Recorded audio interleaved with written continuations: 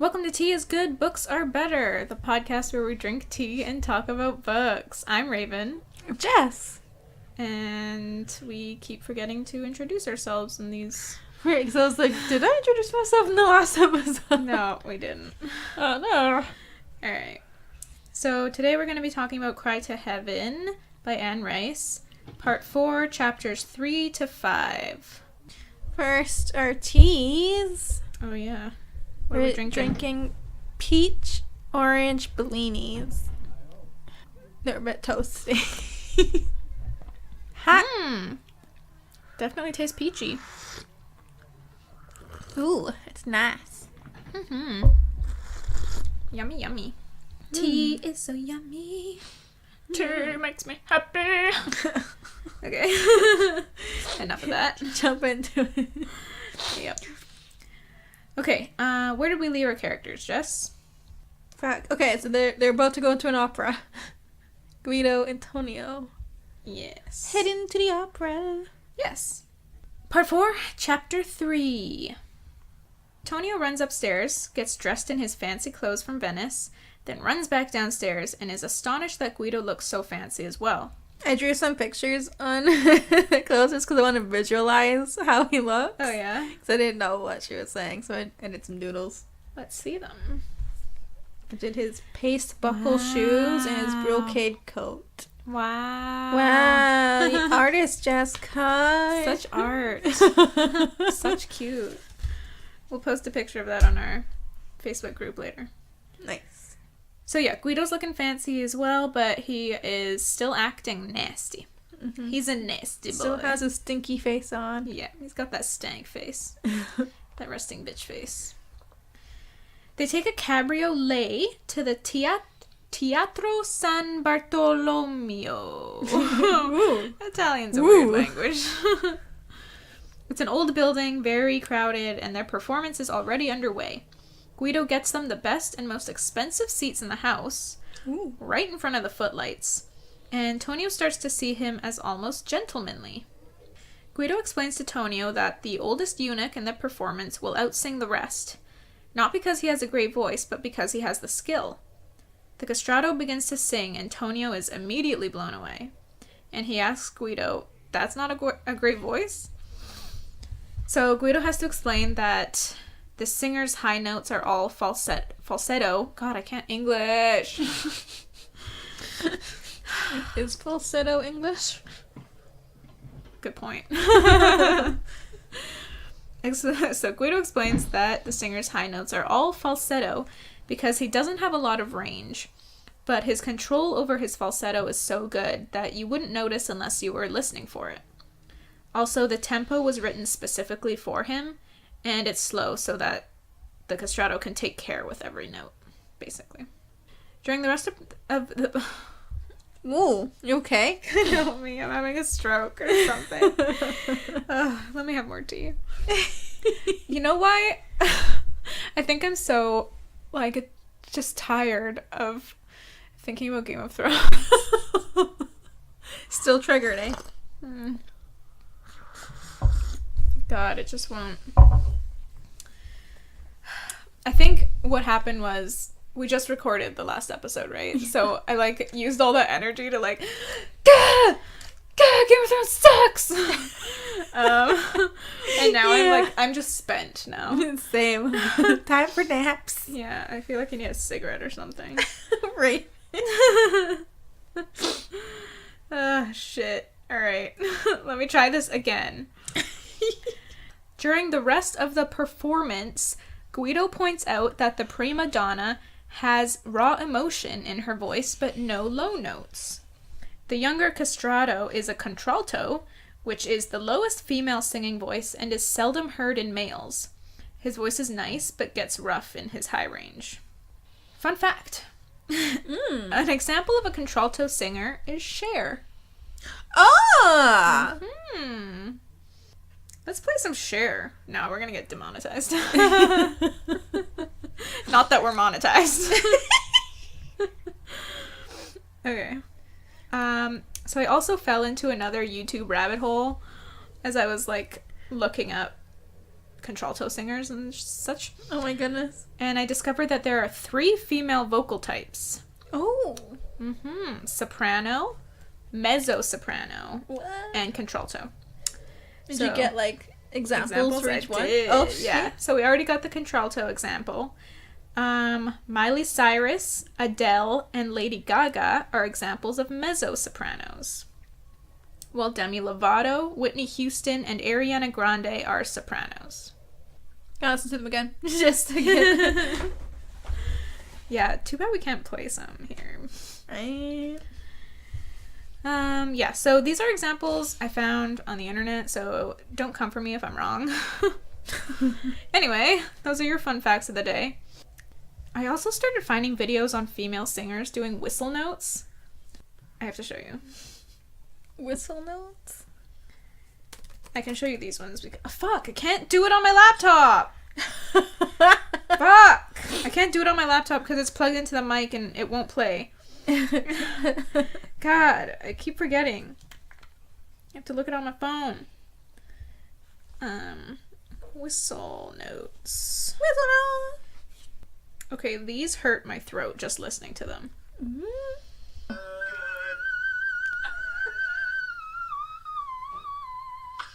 What the fuck? That's so amazing. Yeah. Isn't that insane? This is Ariana Grande.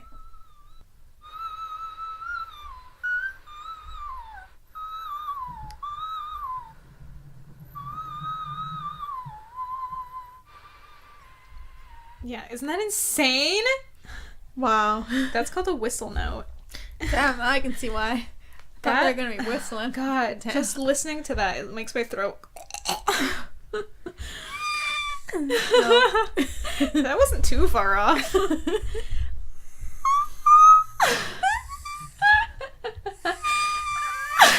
I can't even. My throat's just like... Oh. That's not even close, though. Better than your last few. God, try to do those whistle notes, y'all. It'll make you feel inadequate. So anyway, Guido also brings Tonio's attention to the score, back to Cry to Heaven, and how different areas... Gee. How different areas are added for different voices. So, he is teaching Tonio by pointing out the various strengths and weaknesses of each singer. Tonio drinks a bit too much wine during the show, and as they're leaving, Tonio spots a lady. A lady. A lady. And he specifically notices little dimples on the backs of her hands. It's like, what the hell does that mean? And how does someone notice that when they're checking out someone else for the first time? Right? I love how you're looking at your own hands. You're like, where the fuck? Right? What the hell? Dimples? She must be a little bit chubby. Oh, like a noble lady. I see. But still, like, what a strange detail to Maybe notice. he's into the bigger ladies. And that's something he notices. Isn't Katrina supposed to be bigger? I don't remember. Just like plump? Plump. It would make sense. Nobles were pretty plump and they didn't do much exercise. Yeah, it makes sense.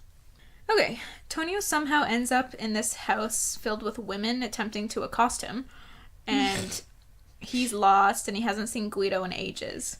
Remember, he's very drunk, so he just, like, doesn't really know how he ended up here. Mm-hmm. As Tonio's trying to make his way through the house, he sees a pale man on the other side of the room smiling at him. This man is described as so white of skin that Tonio can see all but his bones beneath his flesh. Jeez.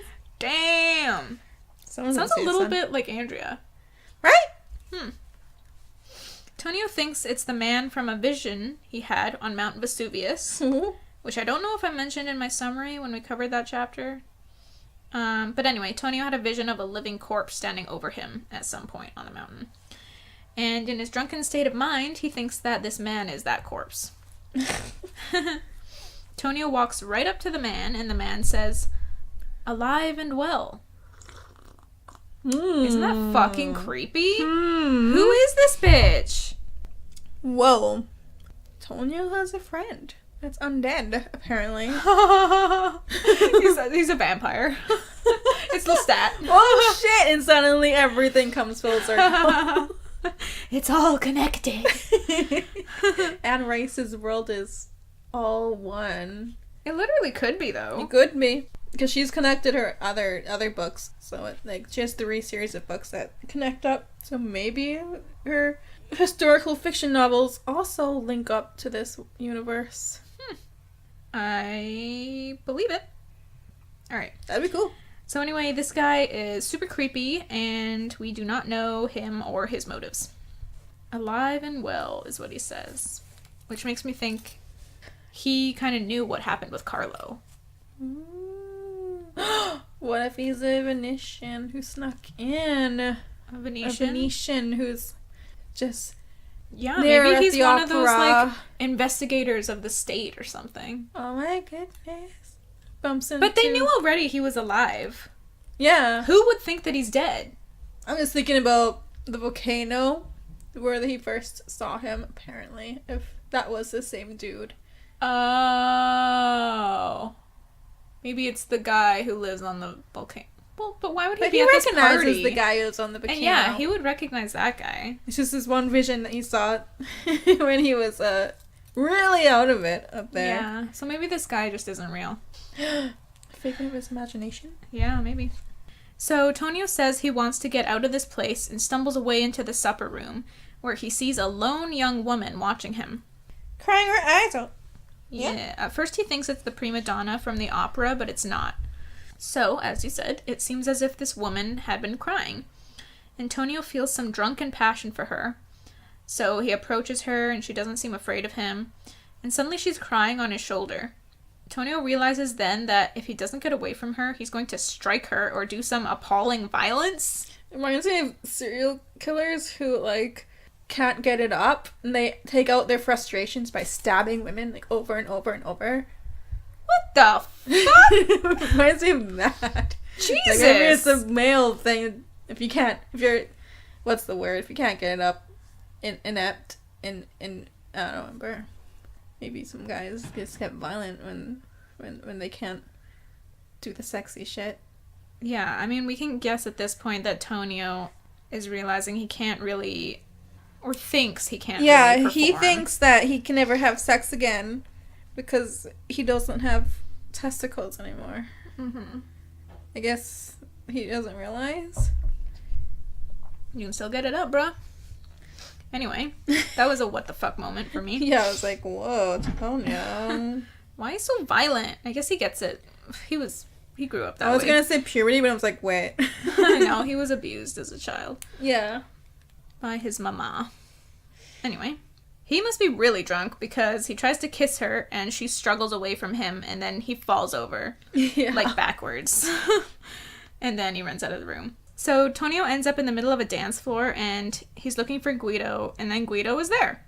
Tonio wants to leave, but Guido is talking to this man and woman, and the Marchesa, which is an Italian noblewoman, apparently wants to dance with Tonio. But Tonio doesn't want to dance, but Guido forces him to anyway. He's drunk as fuck. Yeah, and he's just like, you know, he's feeling overwhelmed by being around all these ladies and... Yeah, and he feels kind of sad. And he's like, I can't ever have sex again. And it's hitting him and he's like, he wants out of there. Yeah. So suddenly Tonio is dancing with this elderly lady, and he's just thinking that he doesn't want to see the young crying lady. He can't see her. He manages to dance his way down the line and off the dance floor, apologizing, saying he has to go, and he finds Guido again and they leave. Guido thinks Tonio is just tired, but that's not it at all. Tonio is preoccupied with the thought that he can never again lie with a woman. He had never believed for a second that Alessandro could do it. And Beppo? Inconceivable.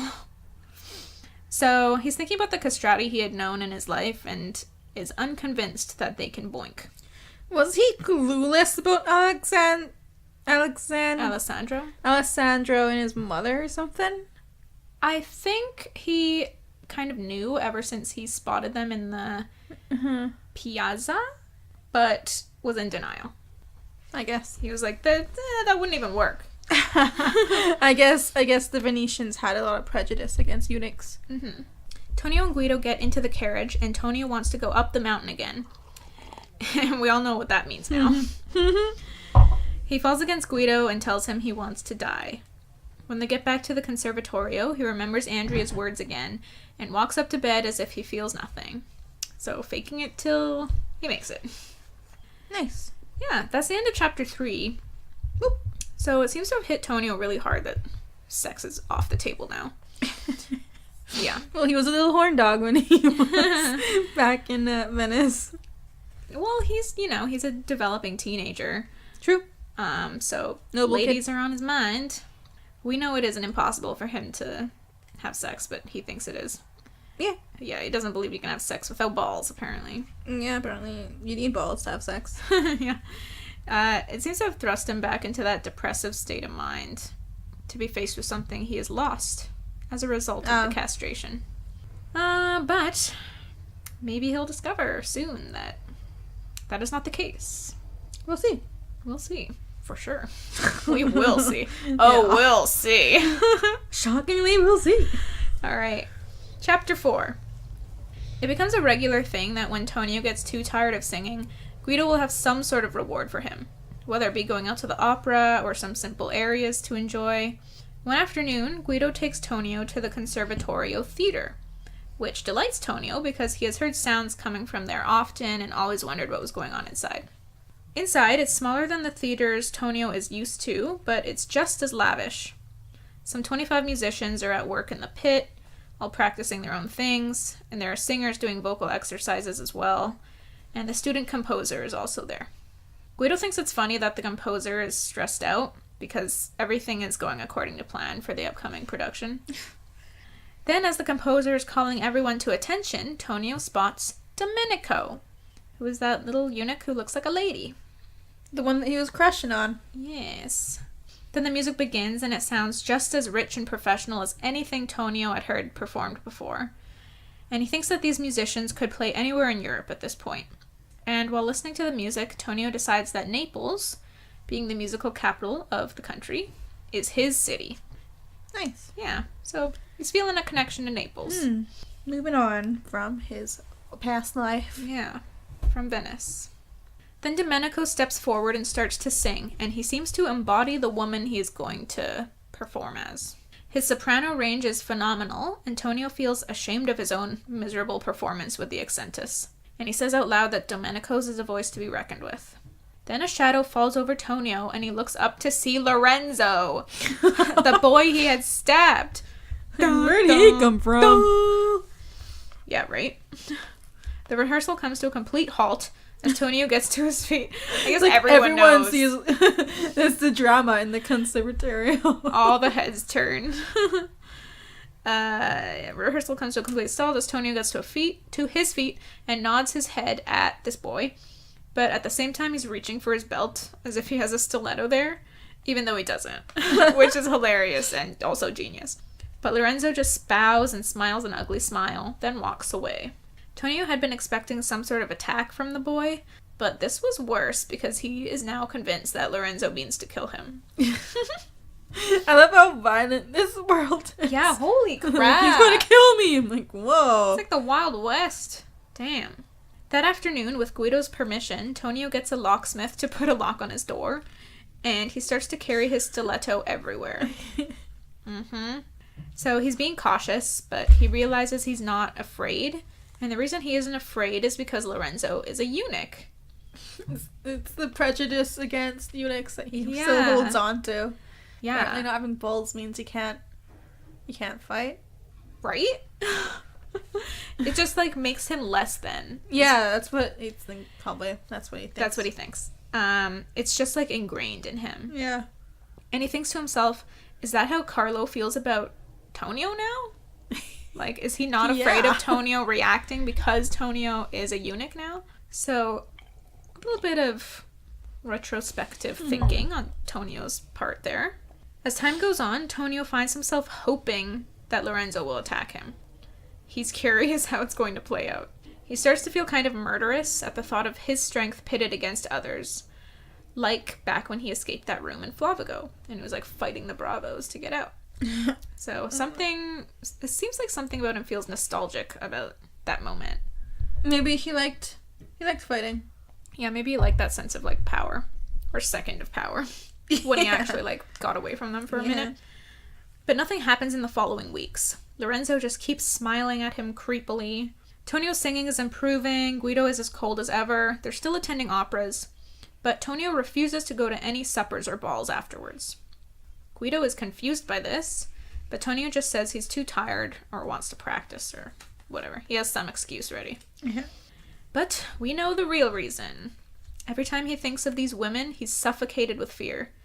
And he remembers Bettina when he's on the carriage back to the conservatorio, and one night it occurs to him that he would not be entirely safe until he's back inside the conservatorio, which is an odd thought because Lorenzo is obviously waiting there for a chance to harm him. Yeah.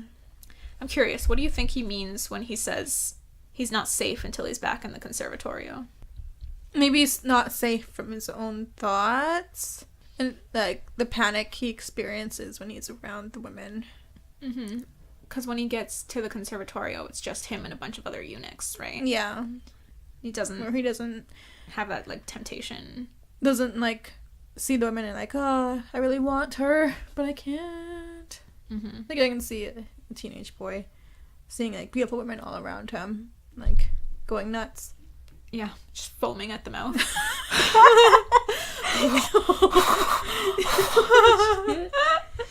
Man, nose bleeding. Just falls backwards. Blood spurting out of both nostrils. These evenings out with Guido mean everything to Tonio. Oh, man, he loves Guido. He loves Guido, but he hates Guido, but he loves Guido. It's a complicated relationship. Some nights they both drink too much and they start talking like excitedly about music. And other nights they treat each other like enemies. Jeez. Yeah, so it's very bipolar. And this saddens Tonio because he thinks he and Guido could really get along. I think so too. What the fuck, Guido? Yeah, but Guido acts like two different people, so... Yeah. One night, Tonio is quietly agonizing about this on the carriage while Guido talks about some talented composer who is dying of consumption. Of Consumption. alcoholism? No. Is that what that is? No. It's like a wasting away of the body due to some form of tuberculosis, I think. Oh. Yeah. But yeah. Anyway, this composer was alcohol? Who else is consumption? Yeah, I mean, it does kind of sound like that. Anyway, this composer was heavily criticized in Rome when his opera premiered there, and Guido thinks Roman audiences suck. Roman audiences? Roman audiences. What did I say? You said Roman. Oh, okay. Yeah, I thought you were saying I said it wrong. What did you say? Roman audiences suck. And he mentions that he would worry about Roman audiences as well if he had given his all to composing. Antonio asks why he didn't give his all to composing. And Guido says he was a singer. Antonio remembers what the maestro had told him about Guido, like about Guido's suicide attempts, I guess. And he realizes that's probably why Guido hates him. Like, Guido lost his voice, and Tonio has this voice. A little bit of jealousy. Envy. Envy. Yeah. That's the word. So that's what Tonio thinks. That Guido probably hates him because of that. So Tonio tries to compliment Guido's music, but Guido is not having it. He's just like, what the fuck? Like, why are you... Shut the fuck up, kid. Yeah. But You don't know what you're talking about. Exactly. You don't know what's good. Then Tonio tries to hug Guido, but Guido pushes him off. And Tonio tells him he doesn't despise Guido the way Guido despises him. And Guido says that he don't give no shits about Tonio. He said some pretty mean things to Tonio. Yeah. He only cares about his voice. He basically said he does not give a fuck about Tonio, the Harsh. person. Really mean. What is Guido's problem? What the hell? Just What like doesn't want to connect dick. with anyone. It's like he wants to be miserable. Yeah. Maybe he thinks that's what he deserves. Oh. That's sad. It's dark. So, obviously Tonio ends up in a bad mood, and he wonders why he cares what Guido thinks. But then his old pain starts to surface, and he tries to distract himself from his loneliness. by thinking of the pros and cons of the singers at the opera. And it feels unreal to him that he had ever lived in a mansion with a family and servants. It's a past life now, I guess. Mm-hmm. This Naples is his life now. It's kind of obvious why Tonio cares what Guido thinks. Tonio, has no friends and no family. Mm-hmm. And Guido is the closest person to him now. Literally. Yeah, literally, and he fucking mentally. hates him. Yeah. So, he is being really, really hurtful. 2 days later, Guido tells Tonio that he will sing a very small part at the end of the upcoming conservatorio production. Yay. Which is happening the next night. Oh, shit. Oh, shit. Just springs this on him. Perhaps it's a test. What? So perhaps it's a test. Oh, yeah. I guess. Happened that fast. Mm-hmm. Guido reassures Tonio that it's only 2 lines and it's right at the end. And he'll be able to learn it really easily. And it will be good for him to get a taste of the stage earlier rather than later. So, we cut to the night. Wait, do we cut to the night? No, we don't. Tonio just, is exploring the theater. Backstage is really exciting for him. The chaos of people bustling about and costumes everywhere. And how the chaos... It is the night. Is this the night? Yeah. Everyone is getting ready for the show, running around, preparing. See, because Domenico shows up in his dress. And my next point says the next day. Oh, fuck. Well. Right? So, it makes me think that he's just checking it out. I guess they're just, practicing, yeah. So, yeah, the chaos of the people bustling about and costumes everywhere, and it's impressive for him how the chaos becomes order, the second the performers go on stage. They make it on cue, and then they come back and change, super efficiently. And, it's, obviously crazy back there, but once they get out there, it's just, smooth sailing. I'm sure. I've never been. But I can imagine it being, super busy as fuck behind the curtains. Yeah. While people are on stage doing their bit. Yeah. People running around. I don't know. I've never been in a theater. Eric has. He sure has. Anyway. The next day, Tonio can barely concentrate on his other exercises, so Guido just has him focus on the 2 lines for the performance. That night, the audience starts arriving about an hour before curtain, and it's full of nobility who want to get a preview of singers who may one day become celebrities. Ooh. Tonio gets dressed in a soldier costume backstage and gets his face painted, and he peeks out into the theater to see the place is packed with people dressed all fancy, and he starts to get nervous. The text also says, quote, "It could not be that he was performing on this stage before all these men and women who only 6 months before, ellipses, he stopped and shut his eyes," end quote. Am I just really stupid? Because I don't know what this means at all. Ellipses? Ellipses dot. Oh. So it cuts off. It could not be that he was performing on this stage before all these men and women who only 6 months before, he stopped and shut his eyes. Because I guess maybe 6 months before he was cut and he was singing in front of people already. So he was already used to that. Maybe. Or maybe he was one of them. Ooh. Because they're the nobility, right? Maybe. Maybe that's what it Maybe means. he's feeling a little bit. I don't know, explain. Can't word it. Yeah. It's just interesting. Mm-hmm. We can only guess. Yeah, I guess so. But Tonio gives himself to the chaos behind the curtain, and he actually kind of loves it. The Maestro di Cappella comes into the wings and spends some time with a young goddess who had just appeared. And Tonio stares at this beauty for a long-ass time before he realizes it's Domenico, dressed as a lady. Yeah. Even better than he imagined. Oh, yeah. He looks fucking bomb, dude. He looks Goddess. fucking spicy, bro. Thirsty. As the maestro is talking to Domenico looks over and sees Tonio staring and smiles at him. And I put in quotes, "Are they gonna fuck?"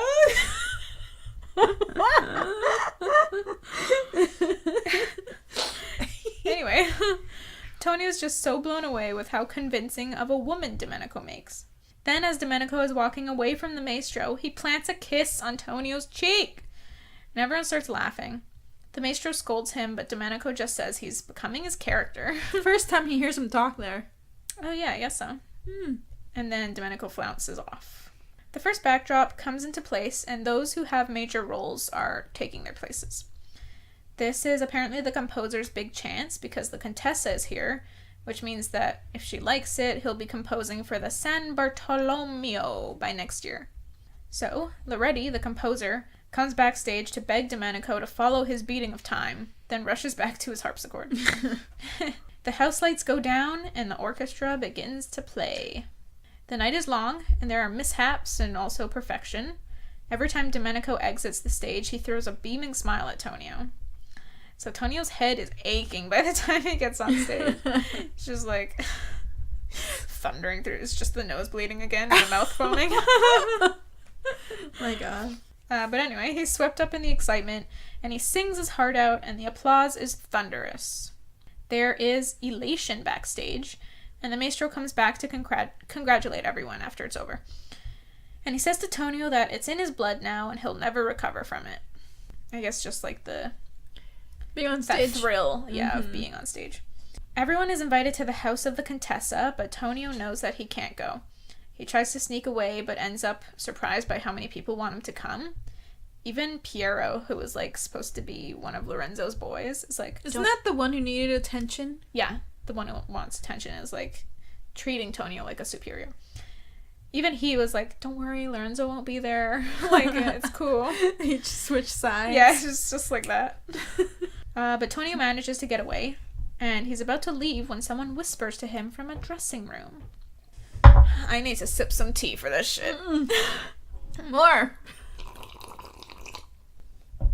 Oh shit, you just downed yours. Yeah. Drinking that tea. Because we're about to get into some tea here. So Tonio puts his hand on his stiletto and heads into the room. And Domenico shuts the door and leans against it, still looking like a sexy, foxy lady. Domenico tells Tonio not to be afraid of Lorenzo.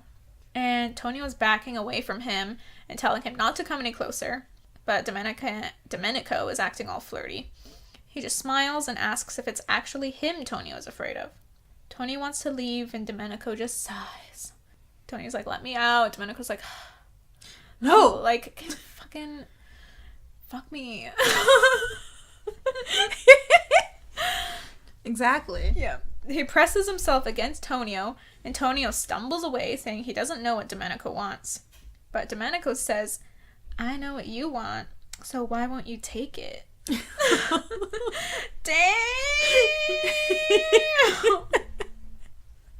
Just my eyes bugging out of my face. Then Domenico presses against him again. Tonio almost strikes him. But then Domenico starts getting a little handsy. Like reaching, to Tonio's nether regions. And so Tonio gives in pretty quickly. And then they're kissing and touching each other and then banging on the floor. Anne Rice goes into a decent amount of detail here. Yeah. I'm not going to go into it, but damn. I just put a big LOL. She writes sex well, though. She does. I appreciate it. I was like reading it in the room. I was like, holy shit, is it getting hot in here? Right? It's like, damn. Blush a little bit and like, whoa. Yeah, just like, oh, I'm sweating now. Especially after reading like some terribly written books that have lots of sex in them. Yeah. This stuff is like, whoa. She actually has a line of naughty books too. Oh shit, like erotica? Yeah. Oh, why am I not nice. surprised? They're nice. Oh shit. Mm-hmm. Okay. What are they called? For a friend. Sleeping Beauty Chronicles, and there's a lot of BDSM. It's naughty and it's nice. It's naughty and it's nice. Yeah. Okay. Afterwards, Tonio comes to the conclusion that boinking a dude is no different than boinking a girl. He's checking out Domenico's naked body after, and it's definitely not the body of a woman, but it's also not the body of a man. And Tonio is into it. But when Domenico comes for him again, Tonio seems ashamed. But Domenico just says, do you think I want of you what you don't have to give? So he's saying he doesn't give a shit about Tonio's lack of balls. Yeah. He just wants the D.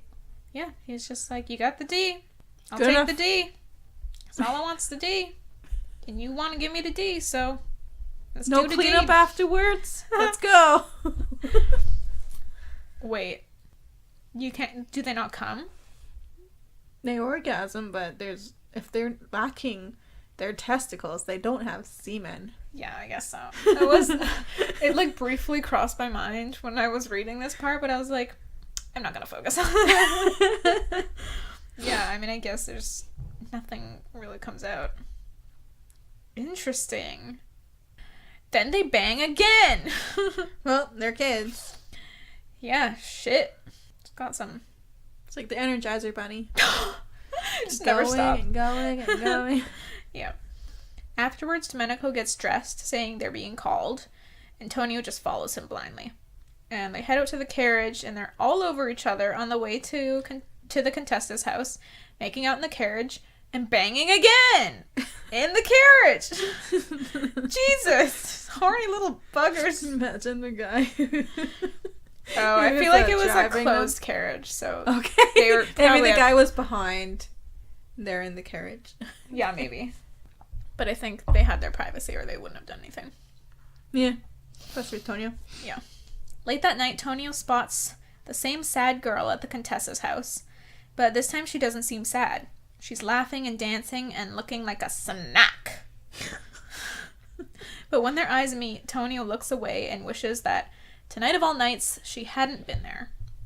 I guess he wants to like enjoy this elation he feels from being with Domenico, but this girl from before reminds him of his past and his previous ladies. He still likes the ladies. Still likes the ladies.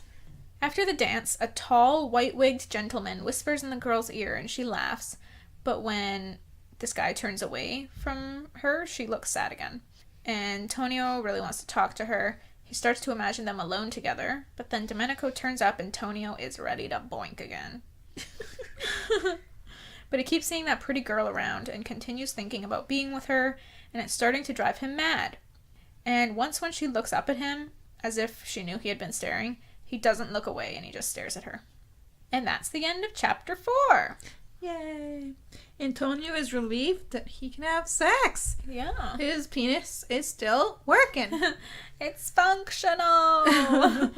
Damn, that was one feel-good chapter, if you know what I mean. But no, really, Tonio gets to know Guido a little better, and he gets to be in the opera for a little bit, and gets it on with Domenico, and he's even able to attend the ball afterwards. So he's not as feeling sorry for himself. Yeah. As much. Yeah. But I also noticed there is kind of a feeling of tension underneath all of it. Nothing is actually resolved with Guido. The maestro clearly had a problem with Domenico kissing Tonio, even jokingly. And then Tonio is still transfixed by this girl at the ball. And there seems to be an unhealthy obsession there. Yep. She clearly represents something more than just, a pretty girl. She clearly represents something more than just a pretty girl. What do you think? Maybe she reminds him of Bettina. Is that the name? Bettina? And it's bringing back all of those memories that he probably wants to forget about Venice. Oh, yeah. He definitely wants to forget it. Good point. Was there anything else you wanted to add? That's what we got. What the fuck is that? I They think pressure washing the house? They might be. They do that shit. Why are they doing this every time I'm here? They hell. hate you. God damn. Moving on to chapter 5. In the next few weeks after Tonio's affair with Domenico begins, he starts to suspect that Guido is aware of it. Although, he gives no sign that he knows. So if he gives no sign, I'm like, how does Tonio... Paranoid why does Tonio think he knows? motherfucker. I guess, yeah, he's just paranoid. Thinks everyone knows. Everyone's talking about me. Yeah. Guido is still as cold as ever, but Tonio is progressing very quickly and his schedule is soon that of a senior student. Singing, practicing movements for the stage, singing, enunciation, singing, counterpoint, singing, improvisation, etc. Tonio even joins the castrati procession through the streets when they go to perform at churches, and it kind of sucks to be gaped at by all these people, but every time he does it, he finds it a little bit more manageable. I feel like he's accepting that he is a eunuch. Slowly, yeah. And he even starts to notice that these people are staring with awe and reverence. Mm-hmm. So he's like finding little moments of happiness. Maybe Naples is more accepting of eunuchs since the school is there. The school's there, and yeah, it's like the music capital of Italy, so it makes sense. But Tonio still has this feeling that Guido knows of his nights with Domenico and that he does not approve. But it's actually Tonio who doesn't approve. Yeah, it's pretty obvious, Tonio. Yeah. Night after night, he finds Domenico in his rooms, and they continue to get it on, but it's always rough. It puzzle. Yeah, it's like rough. She even describes it like it gets a little rapey. Yeah. Sometimes, like holy fucking shit, damn. All right. To each their own, I guess. I guess that's how Domenico likes it. As long as they're both consenting, then. Consenting teens? Consenting not adults. Anyway, it puzzles Tonio that Domenico doesn't want more from him. Like, he's satisfied just getting pounded and then kicked out. Maybe he's wondering why Domenico doesn't want to top too? Oh. Maybe he doesn't... I don't know. I bet that's what I'm thinking. Yeah, you could be right. There are moments during the day, sometimes too, when they'll find an empty classroom and then there's the added risk factor and that makes it extra spicy. I like the way you describe that. Extra spicy. It also puzzles Tonio that Domenico is so submissive in bed, as you said. Mm-hmm. But he's also cold and uncompromising to everyone in person. He's a mean bitch. Yeah, so Domenico's very different when he's alone with Tonio than when he's around other eunuchs. Anyway, Tonio's pretty ashamed of all this. Actually, he feels both pride and shame that others might know of it. The little pride, I think, comes from him being like, he's a good-looking dude, and Yes. I'm hitting that. Once Tonio hears from another student that Domenico used to be very good friends with a violinist, which amuses and satisfies Tonio. The text says, so he was performing The Office as well as that hairy hole and rough-looking violinist. What? Quote, Hairy so he was performing hole? The Office as well as that hairy hole and rough-looking violinist. So, I mean, obviously the violinist is not a eunuch because they call him Hole and he's hairy. Hole? Oh! Like a hole, like with a W. Hole. Okay. I was like, what? Harry Hole? Ew! Oh my god, no, there's a comma! The hairy hole. So I guess Domenico Ew. likes the full-sized man dick. Maybe Well- that's why he keeps coming back to Tonio. You think he doesn't like the... No, I said he does like. But then how does that connect with Tonio? Because if back in chapter 4, when Domenico first pulls down Tonio's pants, I think he's kind of shocked at the size compared to eunuch penises from when they're cut at a very, very young age. I guess the penis doesn't grow as much. Oh. But with Tonio was just cut like at 15. He still has a like sort of Tonio has growth. some length. yeah. Okay. So, I didn't get what it means by performing The Office. Performing The Office. Right? Eh? Does that mean they sneak away at his office? I don't know I what don't that know. specifically means, but I think this whole sentence boils down to, like, some kind of pride that Tonio is getting the same action that a whole man is getting. Tonio! Yeah. Weirdo. It's interesting, complex emotions. Yeah. That, like, Anne Rice is picking up on, which is cool. Like, I get it. Yeah. It's definitely something a teen would be worrying about. Yeah. Just, like, being like, yeah, well, Or I guess young that adult, dude too. with testicles is hitting that, and so am I. So I feel good. We're the same. Yeah. But yeah, Tonio doesn't seem bothered that Domenico is also sleeping with other people. Because I think Tonio is straight. I think. Mostly. Like, he romantically wouldn't be interested in a dude. Yeah. So, like, I don't know. I don't know. It's all gray. It's a gray area. Gray. Sexuality is gray. But still, Tonio is ashamed. He thinks it would help if he and Domenico ever talked, or did anything other than just fuck. I was nuts when I read that. I was like, whoa, they've never spoken?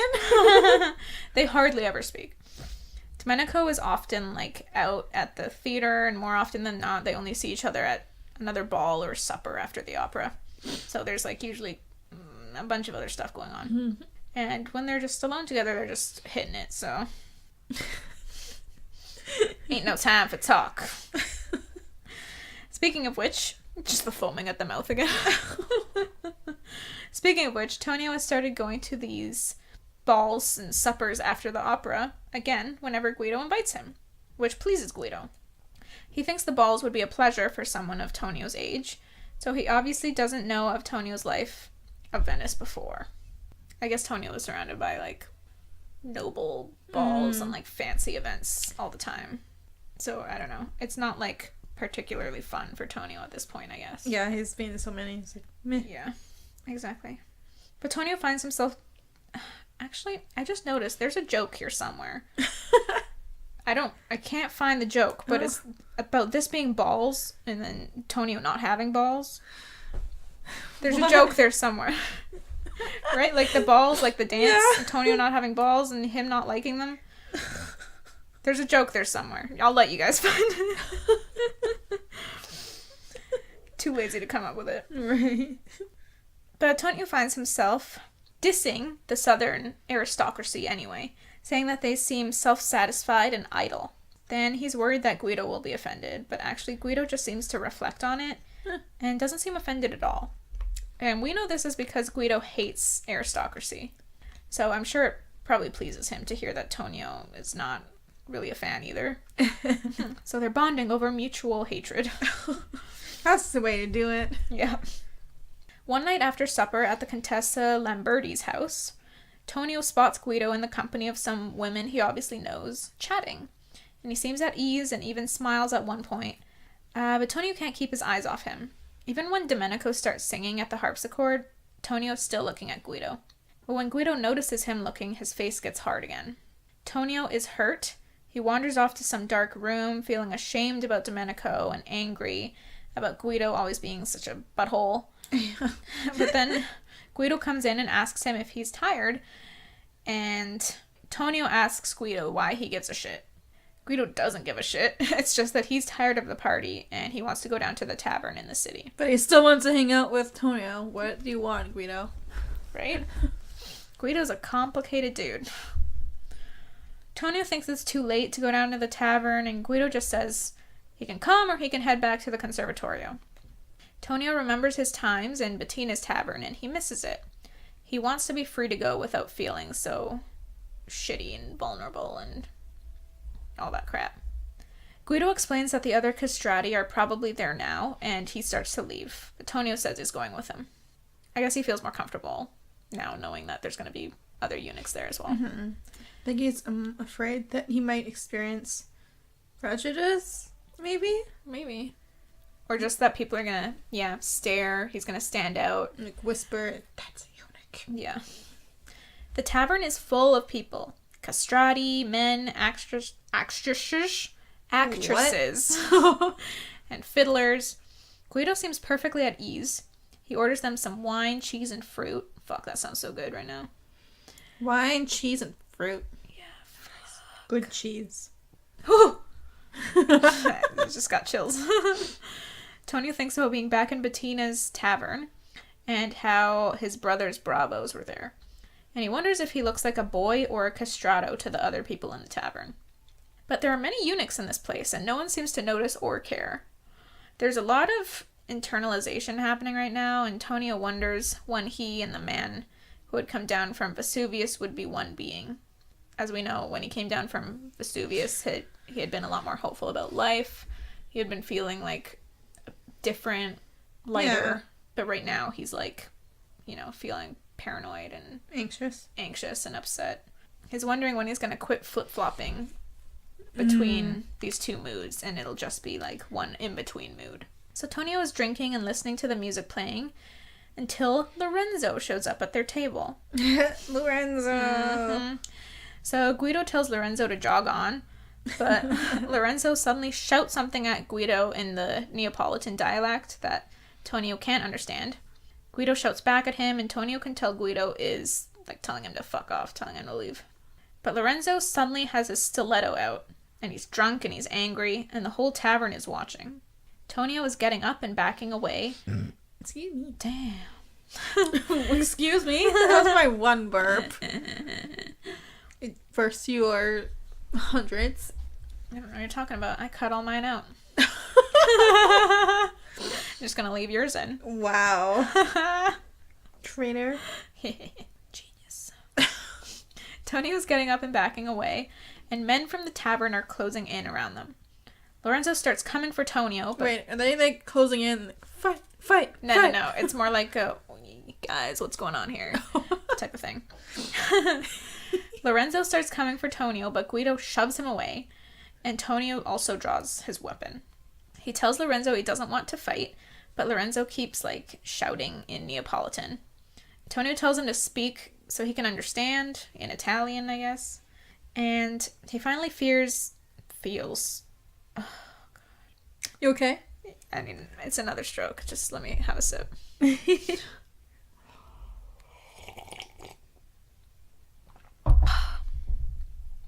And he finally feels true fear at the thought of getting stabbed to death right here in the tavern. Guido goes to shove Lorenzo again, but there's another dude trying to drag Guido out of it. Oh, so they want to fight. No! Guido's going to shove Lorenzo, but they're like... No, let Lorenzo deal with his problem. I'm seeing it completely differently. I'm seeing they're like, come on, dude, like, these are children, like... Let them fight it out with their stilettos. I see it more like you're just gonna make a bigger mess. I don't know. Yours sounds, now that I'm talking about it like this, yours sounds more plausible. Lorenzo starts to go for Guido, but Tonio steps up and gets Lorenzo's attention again. Lorenzo comes at him, but Tonio is quicker, and he stabs Lorenzo so hard that he forces his whole body, like, up against him.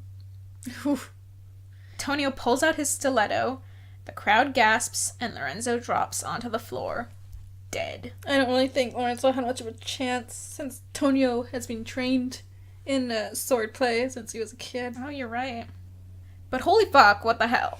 Tonio just killed a dude. Poor Lorenzo, and he didn't even have much malice. Did he have much malice against Lorenzo? Who, Tonio? Yeah. No. He didn't even have much malice. He was like, I just hope this kid doesn't bug me. Yeah, exactly. But Tonio did stab him, like, just for hanging out outside his door. He was harassing him, I thought. Yeah. And I guess Ben Tonio was... But is that a really, like... excuse to stab a dude? Emotional and, like... Yeah, I guess so. Unhappy. It's understandable, but it's not like... Yeah, oh, okay, you're cool. You know? He's not innocent. No. Especially because he just killed a dude. Yeah, Then there are screams and hands are pushing Tonio out of the tavern, and someone motions for him to get away and leave. Then Guido is there pushing him forward. Tonio couldn't know it, but it was the instinctive action of the crowd to protect him. Ooh. Which is interesting that they would instinctively protect the murderer. Well, like, he was defending himself. I guess they're like, get out of here. I wrote that down as a thought, Popo too. gonna come. I guess they saw that Lorenzo had initiated the fight. Guido drags Tonio back to the conservatorio and into his office, and Tonio is starting to panic. Cabriolet! Because I drew a picture of a cabriolet. I think I just skipped that part. Yeah. Very cute little cabriolet. Yeah, when I first googled it, a bunch of cars popped up. So I guess there's a car called the cabriolet. Oh, maybe. Yeah. It's your horse. It's a sad jello horse. Jello horse, yeah, it's just like lumpy. Compared to the lumpy wagon. Back at the conservatorio. Yeah, Tonio's starting to panic, but Guido just tells him to say nothing about what just happened. All the next day, they carry on with lessons and meals as usual. Tonio doesn't hear anything about Lorenzo. At the evening meal, however, he notices people looking at him. Gossip spreads, I guess, at this conservatorio. Yeah, but it's interesting because people seem to have grown some kind of strange respect for him. Like, they're nodding at him when they catch his eye. And even little Paolo is staring at him, like, with awe. And they're passing him the food and drink first. Mm-hmm. So interesting. They're like, this motherfucker defended himself. He's cool. But we didn't like Lorenzo either. yeah, he sucked. Good riddance. Basically what Domenico says. Well, we'll get there. Okay. Yeah, Domenico isn't around at this point, and Tonio wants him here. When he goes to the theater for evening rehearsal, even the violinist approaches him and starts chatting about performers. It's all really strange and unexpected for Tonio. And that's Domenico's violinist, right? Yes, I believe it is. Back in his room, Domenico is waiting there. Tonio blurts out that it was rash and stupid for Lorenzo to die the way he did. But Domenico just shrugs it off, saying that it was probably God's will. Tonio thinks he's joking, but Domenico explains that Lorenzo couldn't sing, and a eunuch who can't sing is nothing. But Tonio argues Guido as an example of a valuable eunuch who can't sing. And Domenico counters with Guido's suicide attempts. He's like, why do you think he's been trying to fucking kill himself? So hard. He gives no shits. Cold. Yeah. Plus, though, Guido is also a great teacher. Mm-hmm. And Domenico says Lorenzo had no talents. Domenico doesn't understand what Tonio is so worried about anyway, considering Lorenzo had no family. So, like, no one's gonna miss him. Tonio asks about the police, but Domenico just laughs it off, saying Venice must have been a peaceful and orderly city. So it seems as if Naples is a bit lawless. Yeah. Domenico starts to get handsy with Tonio, and the conversation is over. And it's the longest one that they had ever had. Jeez Louise. But that night, as Domenico sleeps, Tonio sits at the window looking out at Vesuvius. It's almost as if he's mourning Lorenzo because no one else is. Mm-hmm. He thinks about fighting the Bravos in Flavago again and has to remind himself that he's in Naples now.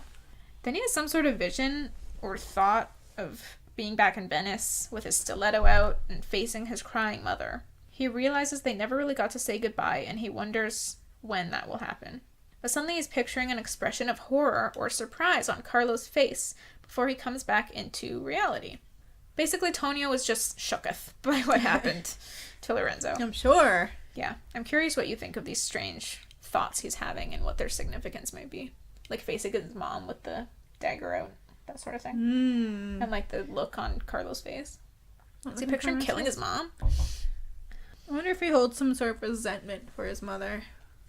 Yeah, but I mean, she kind of chose Carlo over Tonio. She definitely chose Carlo over Tonio. Which is fucked. I thought that was fucked too. I was like, the fuck? What kind of mother are you? Yeah. But he definitely plans on going after Carlo one day. Maybe he remembers the stabbing of Lorenzo and he's like imagining it to Carlo now. Oh, so he's picturing Lorenzo's like look of surprise as he died, like on Carlo's face, maybe. Yeah. Okay. That adds up. Tonio wakes up the next morning and actually feels a kind of pride at how easily he had defeated Lorenzo. And he realizes he would do it again. To Carlo! Yeah, for sure. Then he looks at Domenico, and the sight of his beauty, given over to Tonio so often, makes Tonio feel utterly alone. Oh. Yeah. When he's in the practice room later, previous challenges seem to disappear with this new power and energy he feels. That night, he puts on his coat to go out and realizes it's tight, and it has been for some time. And he looks at himself in the mirror and realizes he has grown so much so quickly. Grown boy. Yeah. That's the end of chapter 5. I guess no more noble clothes for him. Yeah, I mean, I guess not. They won't fit him anymore. It's interesting that after he recognizes his own power and abilities, it's then that he notices how much he's grown.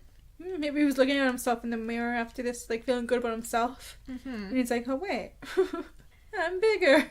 Yeah, but it's like the second he, like, it clicks for him mentally that he can still do things that have an effect, like he still has some sort of power, then he suddenly physically sees that in his own body. Mm-hmm. So he's realizing that being castrati is not really going to hold him down. Yeah. Hold him back. Like, he's still in control. Yeah, he is. And he is realizing that. And it's a little spooky. It's a little spooky. Yeah, I mean, he's like feeling proud at killing this dude. You know what I mean? Yeah. It's spooky in that way. It's he like feels bad and proud. Him becoming the mad eunuch. The mad eunuch!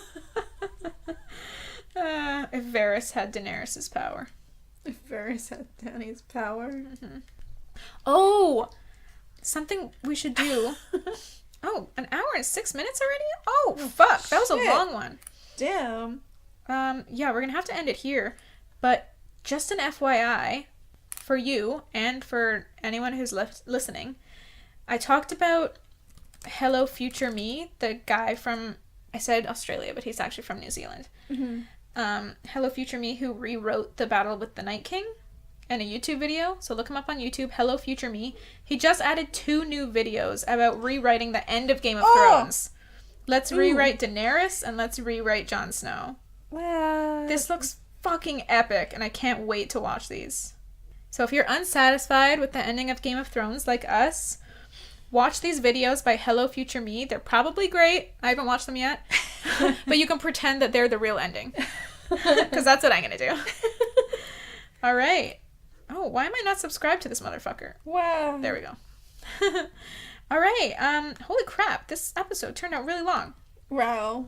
See Wow. what I mean? This is why I stopped at 5 chapters. I was like, this is getting long as hell. Okay.